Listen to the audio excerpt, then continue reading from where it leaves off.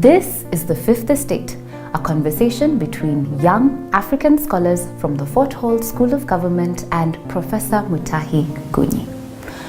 Happy New Year, Kenyans, and a prosperous 2019.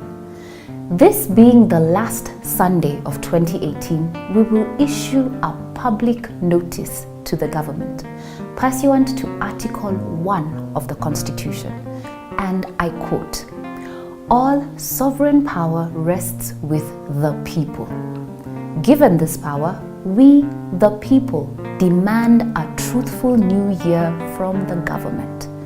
We, the people, declare 2019 the year of truth." How bad is our debt? We want the truth. Have we mortgaged Mombasa Port to the Chinese as revealed by the Auditor General? We want the truth. And what else have we mortgaged and we were not told? If we are required to pay 1 trillion shillings every year from a budget of 2.4 trillion, can we afford to service our national debt? If we fail to pay the China people, will they take over the Mombasa port? We want the truth. But there is one more thing. Is the country broke? Are we having big plans and no cash? Will 2019 be a year of broke Kenyans? We want the truth before the year starts. We the people declare this year the year of truth, but we also declare it the year of restoration. Instead of destroying, we want to restore. Instead of stoning our thieves, we want to change their ways. And this is what the carpenter from Nazareth taught us. This is the meaning of Christmas. It is about restoring people who do not deserve mercy. We the people are tired of demolitions with contradictions. You demolish a hotel next to the American embassy because it is 5 floors high. Then you allow a huge 7-floor complex sharing a fence with the same embassy to survive. This is a contradiction. No justice, no truth. And this is why Elohim the Almighty created Christmas. He wanted to expose the hypocrites and Pharisees in government, the club of convenient and calculated contradictions.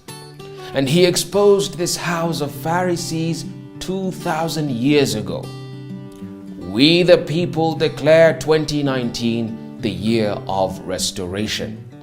Instead of demolishing homes, temples, and supermarkets, Uhuru should negotiate. And if we do not move from demolitions to restoration, 2019 will acquire a life of its own. And Uhuru Kenyatta will be the first casualty. Happy, truthful year. We the people declare 2019 the year of truth, the whole truth. And we declare 2019 the year of history. Yes, we have mortgaged Mombasa Port to the Chinese in exchange of SGR. And if we fail to pay, they will repossess it through a court process.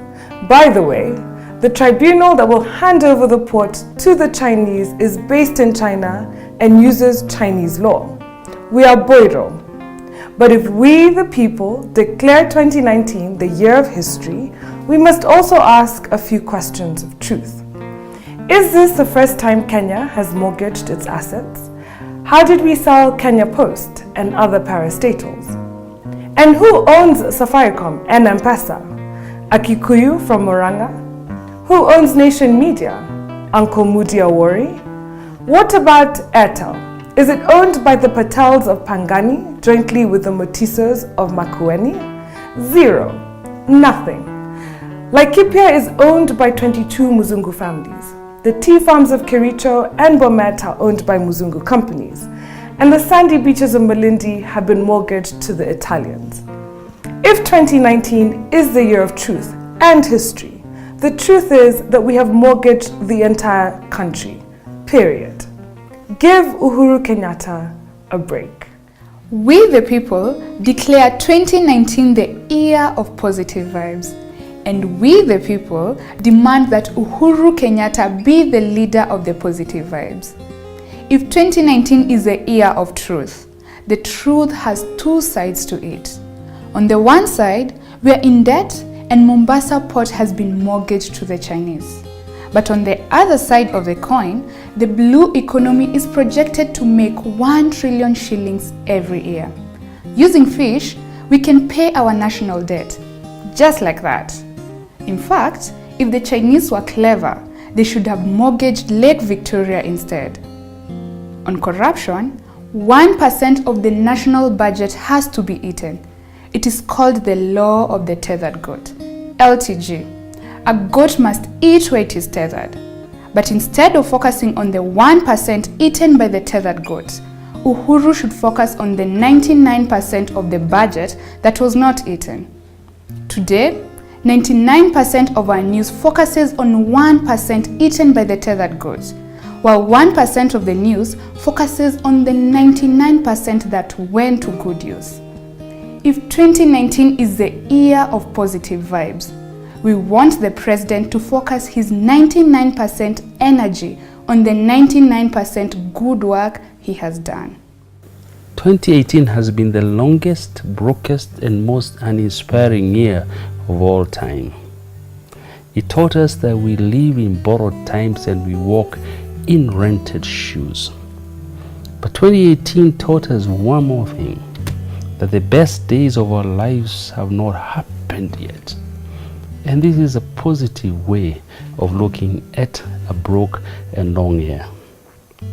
And as we wait for the brighter 2019, because I think it will be bright, I want to wish you a prosperous new year with the words of one of my favorite poems. I wish you enough sun to keep your attitude bright. I wish you enough rain that you can appreciate the sun even more. I wish you enough happiness to keep your spirit alive. I wish you enough pain so that the smallest joys of life appear much bigger than you think. I wish you enough gain to satisfy all your needs. I wish you enough loss so that you can appreciate all that you have. I wish you enough. Although 2018 was a broke year, we had enough if we are still alive this Christmas. And I pray that Kenyans will liberate themselves from the spirit of complaining and constantly saying Uhuru is a problem. This Christmas we have enough. And I pray that we will go into 2019 with the mentality that what we have is good enough. Prosperous New Year. And now, our final thought. We the people declare 2019 the year of precedent. Precedent means that if something has happened before, it will happen again. It is the law of theoretical history. And this is a law that presidents are never taught. They learn the law on the job. Mzee Moi was slapped and molested by the Kiambu Mafia under Jomo.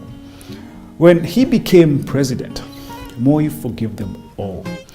And because Moi forgave, we forgive him as well. He remains dear to us, despite his reign of terror. This is called precedent. If Mzee Moi forgave, we forgive him. Mzee Kibaki suffered from intellectual braggadocio. He called us kumbafu because we could never measure up to his superior intelligence. And he was dead right. But Mzee Kibaki cheated Raila in 2002. This lie invited the 2007 violence. This is called precedent. What you do to others will be done to you. If 2019 is the year of history, something happening today will happen tomorrow. It is called the law of precedent. If the Kikuyus cheat Ruto today, the sword of truth will be lifted against them tomorrow. What Uhuru does today will be done to him tomorrow.